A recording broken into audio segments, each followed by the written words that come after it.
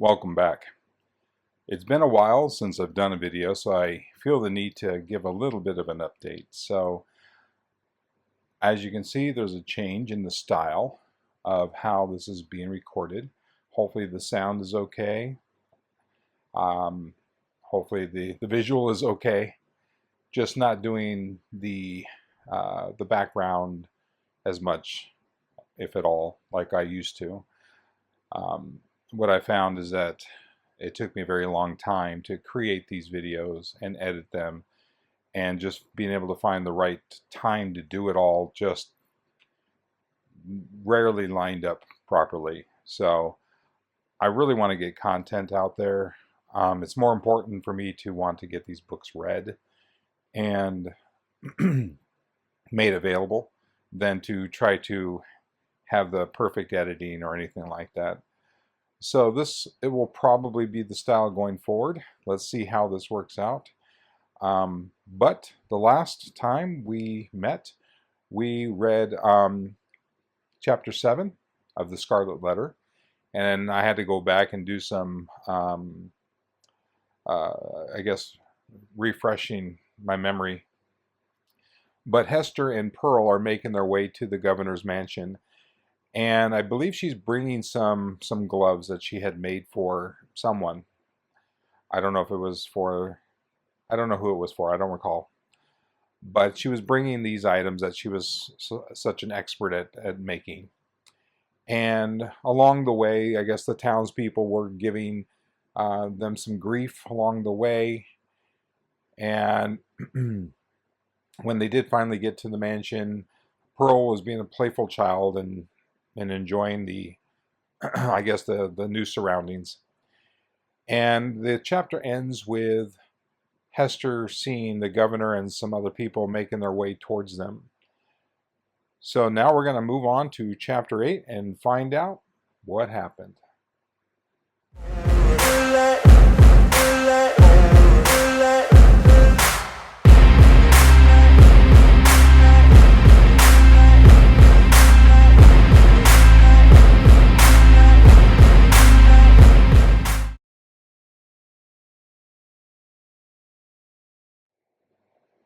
Chapter 8. The Elf Child and the Minister. Governor Bellingham, in a loose gown and easy cap, such as elderly gentlemen love to endue themselves with in their domestic privacy, walked foremost and appeared to be showing off his estate and expatiating on his projected improvements. The wide circumference of an elaborate ruff beneath his gray beard, in the antiquated fashion of King James' reign, caused his head to look not a little like that of John the Baptist in a charger. The impression made by this aspect, so rigid and severe, and frostbitten with more than autumnal age, was hardly in keeping with the appliances of worldly enjoyment wherewith he had evidently done his utmost to surround himself. But it is an error to suppose that our grave forefathers, though accustomed to speak and think of human existence as a state merely of trial and warfare, and though unfeignedly prepared to sacrifice goods and life at the behest of duty, made it a matter of conscience to reject such means of comfort, or even luxury, as lay fairly within their grasp. This creed was never taught, for instance, by the venerable pastor John Wilson, whose beard, white as a snowdrift, was seen over Governor Bellingham's shoulder, while its wearer suggested that pears and peaches might yet be naturalized in the New England climate, and that purple grapes might possibly be compelled to nourish against the sunny garden wall. The old clergyman, nurtured at the rich bosom of the English church, had a long established and legitimate taste for all good and comfortable things, and however stern he might show himself in the pulpit, or in his public reproof of such transgressions as that of Hester Prynne, still the genial benevolence of his private life had won him warmer affection than was accorded to any of his professional contemporaries. Being the governor and Mr. Wilson came two other guests, one the Reverend Arthur Dimmesdale, whom the reader may remember as having taken a brief and reluctant part in the scene of Hester Prynne's disgrace, and in close companionship with him, old Roger Chillingworth, a person of great skill in physic, who for 2 or 3 years past had settled in the town. It was understood that this learned man was the physician as well as friend of the young minister, whose health had severely suffered of late, by his too unreserved self-sacrifice to the labors and duties of the pastoral relation. The governor, in advance of his visitors, ascended 1 or 2 steps, and throwing open the leaves of the great hall window, found himself close to little Pearl. The shadow of the curtain fell on Hester Prynne and partially concealed her. "What have we here?" said Governor Bellingham, looking with surprise at the scarlet little figure before him. "I profess I have never seen the like since my days of vanity in old King James' time, when I was wont to esteem it a high favor to be admitted to a court masque. There used to be a swarm of these small apparitions in holiday time, and we called them children of the Lord of Misrule. But how got such a guest into my hall?" "Aye, indeed," cried good old Mr. Wilson. "What little bird of scarlet plumage may this be? Methinks I have seen such figures, when the sun has been shining through a richly painted window, and tracing out the golden and crimson images across the floor. But that was in the old land. Prithee, young one, who art thou, and what has ailed thy mother to bedizen thee in this strange fashion? Art thou a Christian child? Ha! Dost know thy catechism? Or art thou one of those naughty elves or fairies, whom we thought to have left behind us, with other relics of papistry in merry old England?" "I am the mother's child," answered the scarlet vision, "and my name is Pearl." "Pearl! Ruby, rather, or coral, or red rose, at the very least, judging from thy hue," responded the old minister, putting forth his hand in a vain attempt to pat little Pearl on the cheek. "But where is this mother of thine? Ah, I see," he added, and turning to Governor Bellingham, whispered, "This is the selfsame child of whom we have held speech together. And behold here the unhappy woman, Hester Prynne, her mother." "Sayest thou so?" cried the governor. "Nay, we might have judged that such a child's mother must needs be a scarlet woman, and a worthy type of her of Babylon. But she comes at a good time, and we will look into this matter forthwith." Governor Bellingham stepped through the window into the hall, followed by his 3 guests. "Hester Prynne," said he, fixing his naturally stern regard on the wearer of the scarlet letter, "there hath been much question concerning thee of late.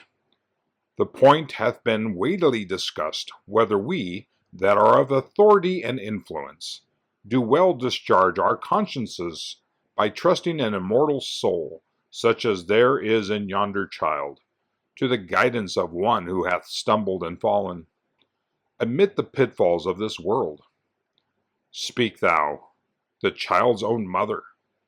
Were it not, thinkest thou, for thy little one's temporal and eternal welfare, that she be taken out of thy charge, and clad soberly, and disciplined strictly, and instructed in the truths of heaven and earth? What canst thou do for the child in this kind?" "I can teach my little Pearl what I have learned from this," answered Hester Prynne, laying her finger on the red token. "Woman, it is thy badge of shame," replied the stern magistrate. "It is because of the stain which that letter indicates that we would that we would transfer thy child to other hands. Nevertheless, said the mother, calmly, though growing more pale, this badge hath taught me. It daily teaches me. It is teaching me at this moment lessons whereof my child may be the wiser and better, albeit they can profit nothing to myself. We will judge warily, said Bellingham, and look well what we are about to do. Good Master Wilson, I pray you examine this Pearl, since that is her name, and see whether she hath had such Christian nurture as befits a child of her age. The old minister seated himself in an armchair and made an effort to draw Pearl betwixt his knees, but the child, unaccustomed to the touch or the familiarity of any but her mother, escaped through the open window, and stood on the upper step, looking like a wild tropical bird of rich plumage, ready to take flight into the upper air. Mr. Wilson, not a little astonished at this outbreak, for he was a grandfatherly sort of personage, and usually a vast favorite with children, essayed, however, to proceed with the examination. Pearl, said he, with great solemnity, thou must take heed to instruction, that so in due season thou mayest wear in thy bosom the pearl of great price. Canst thou tell me, my child, who made thee? Now, Pearl knew well enough who made her, for Hester Prynne, the daughter of a pious home, very soon after her talk with the child about her heavenly Father, had begun to inform her of those truths which the human spirit, at whatever stage of immaturity, imbibes with such eager interest. Pearl, therefore, so large were the attainments of her 3 years' lifetime, could have borne a fair examination in the New England Primer, or the first column of the Westminster Catechisms, although unacquainted with the outward form of either of those celebrated works. But that perversity which all children have more or less of, and of which little Pearl had a tenfold portion, now at the most inopportune moment, took thorough possession of her, and closed her lips, or impelled her to speak words amiss. After putting her finger in her mouth, with many ungracious refusals to answer good Mr. Wilson's question, the child finally announced that she had not been made at all, but had been plucked by her mother off the bush of the wild roses that grew by the prison door. This fantasy was probably suggested by the near proximity of the governor's red roses, as Pearl stood outside of the window, together with her recollection of the prison rosebush which she had passed in coming hither. Old Roger Chillingworth, with a smile on his face, whispered something in the young clergyman's ear. Hester Prynne looked at the man of skill, and even then, with her fate hanging in the balance, was startled to perceive what a change had come over his features, how much uglier they were, how his dark complexion seemed to have grown duskier, and his figure more misshapen, since the days when she had familiarly known him. She met his eyes for an instant, but was immediately constrained to give all her attention to the scene now going forward. "This is awful," cried the governor, slowly recovering from the astonishment into which Pearl's response had thrown him. "Here is a child of 3 years old, and she cannot tell who made her. Without question, she is equally in the dark as to her soul, its present depravity, and future destiny. Methinks, gentlemen, we need inquire no further." Hester caught hold of Pearl, and drew her forcibly into her arms, confronting the old Puritan magistrate with almost a fierce expression. Alone in the world, cast off by it, and with this sole treasure to keep her heart alive, she felt that she possessed indefeasible rights against the world, and was ready to defend them to the death. "God gave me the child," cried she. "He gave her in requital of all things else, which he had taken from me. She is my happiness. She is my torture none the less. Pearl keeps me here in life. Pearl punishes me too. See ye not, she is the scarlet letter, only capable of being loved, and so endowed with a millionfold the power of retribution for my sin? Ye shall not take her. I will die first. My poor woman, said the not unkind old minister, the child shall be well cared for, far better than thou canst do it. God gave her into my keeping, repeated Hester Prynne, raising her voice almost to a shriek. I will not give her up. And here, by a sudden impulse, she turned to the young clergyman, Mr. Dimmesdale, at whom up to this moment she had seemed hardly so much as once to direct her eyes. Speak thou for me, cried she. Thou wast my pastor, and hadst charge of my soul, and knowest me better than these men can. I will not lose the child. Speak for me. Thou knowest, for thou hast sympathies with these men, with which these men lack. Thou knowest what is in my heart, and what are a mother's rights, and how much the stronger they are, when that mother has but her child and the scarlet letter.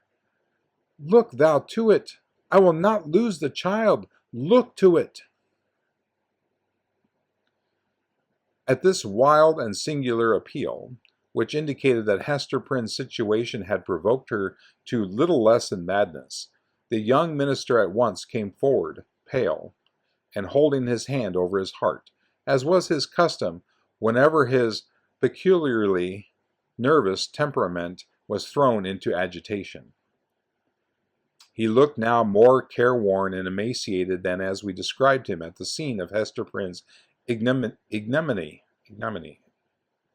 And whether it were his failing health or whatever the cause might be, his large dark eyes had a world of pain in their troubled and melancholy depth. There is truth in what she says, began the minister with a voice sweet, tremulous, but powerful, insomuch that the hall re-echoed, and the hollow armor rang with it. Truth in what Hester says, and in the feeling which inspires her. God gave her the child, and gave her, too, an instinctive knowledge of its nature and requirements, both seemingly so peculiar, which no other mortal being can possess. And, moreover, is there not a quality of awful sacredness in the relationship between his mother and this child? Aye, how is that, good Master Dimmesdale? Interrupted the governor. Make that plain, I pray you. It must be even so, resumed the minister. For if we deem it otherwise, do we not thereby say that the heavenly Father, the Creator of all flesh, hath lightly recognized a deed of sin, and made of no account the distinction between unhallowed lust and holy love? This child of its father's guilt and its mother's shame hath come from the hand of God, to work in many ways upon her heart, who pleads so earnestly, and with such bitterness of spirit, the right to keep her. It was meant for a blessing, for the one blessing of her life. It was meant, doubtless, as the mother herself hath told us, for a retribution too, a torture to be felt at many an unthought of moment, a pang, a sting, an ever-recurring agony in the midst of a troubled joy. Hath she not expressed this thought in the garb of the poor child, so forcibly reminding us of that red symbol which sears her bosom? Well said again, cried good Mr. Wilson. I feared the woman had no better thought than to make a mountebank of her child. Oh, not so, continued Mr. Dimmesdale. She recognizes, believe me, the solemn miracle which God hath wrought in the existence of that child. And may she feel, too, what methinks is the very truth, that this boon was meant, above all things else, to keep the mother's soul alive, and to preserve her from blacker depths of sin, into which Satan might else have sought to plunge her. Therefore it is good for this poor sinful woman that she hath an infant immortality, a being capable of eternal joy or sorrow, confided to her care, to be trained up by her but to righteousness, to remind her at every moment of her fall, but yet to teach her, as it were by the Creator's sacred pledge, that if she bring the child to heaven, the child also will bring its parent hither. Herein is the sinful mother happier than the sinful father. For Hester Prynne's sake, then, and no less for the poor child's sake, let us leave them as Providence hath seen fit to place them. You speak, my friend, with a strange earnestness, said old Roger Chillingworth, smiling at him. And there is a weighty import in what my young brother hath spoken, added the Reverend Mr. Wilson. What say you, worshipful Master Bellingham? Hath he not pleaded well for the poor woman? Indeed hath he, answered the magistrate, and hath adduced such arguments that we will even leave the matter as it now stands, so long at least as there shall be no further scandal in the woman. Care must be had, nevertheless, to put the child to due and stated examination in the catechism, at thy hands of Mr. Dimmesdale's. Moreover, at a proper season, the tithing men must take heed that she go both to school and to meeting.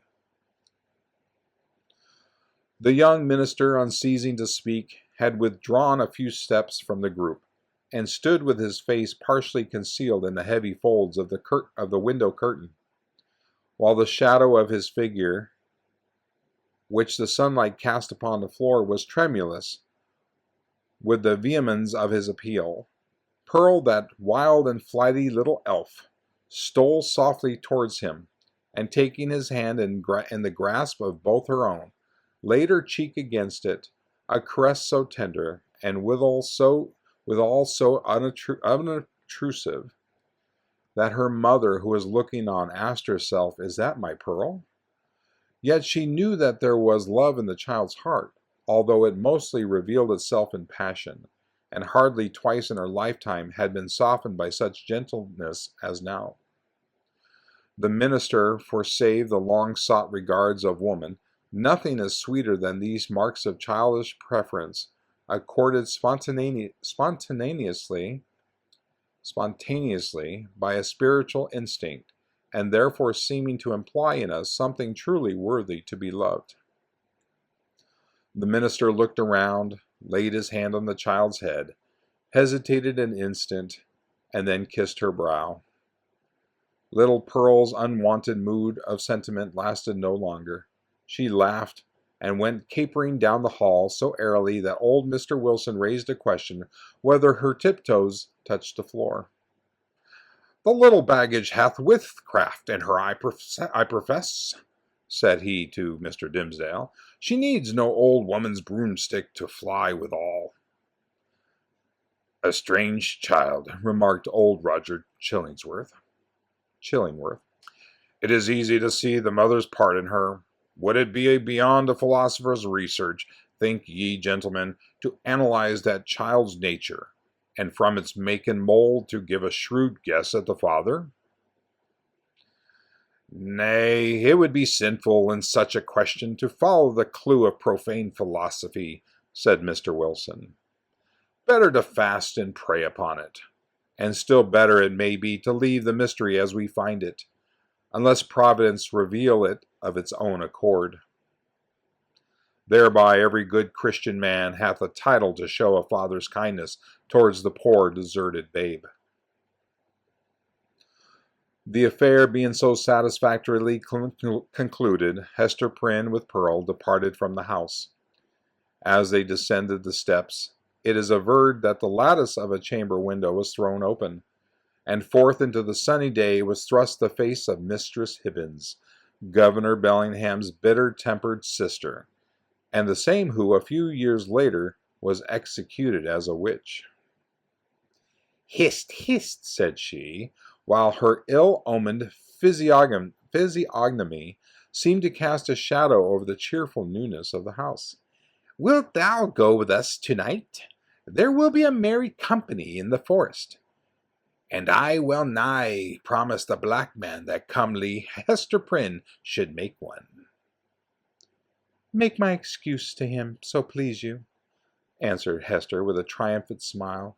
"I must tarry at home and keep watch over my little Pearl. Had they taken her from me, I would willingly have gone with thee into the forest, and signed my name in the black man's book too, and that with mine own blood." "We shall have thee there anon," said the witch lady, frowning, as she drew back her head. But here, if we suppose this interview betwixt Mistress Hibbins and Hester Prynne to be authentic, and not a parable, was already an illustration of the young minister's argument against sundering the relation of a fallen mother to the offspring of her frailty. Even thus early had the child saved her from Satan's snare. End of chapter 8. So, interesting. So the young minister comes to her defense, Dimmesdale. And this convinces the governor to leave Pearl with Hester. I guess at least for now, right?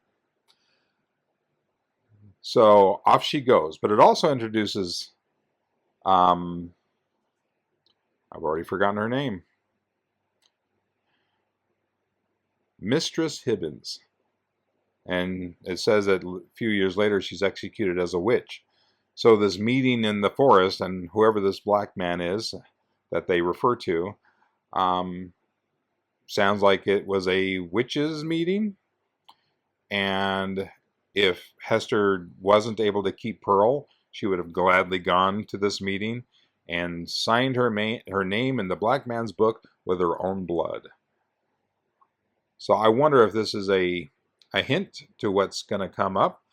I can only imagine that the book has to get much more controversial, right? And I would imagine that Pearl probably gets taken, but I'm guessing here. I have not read ahead.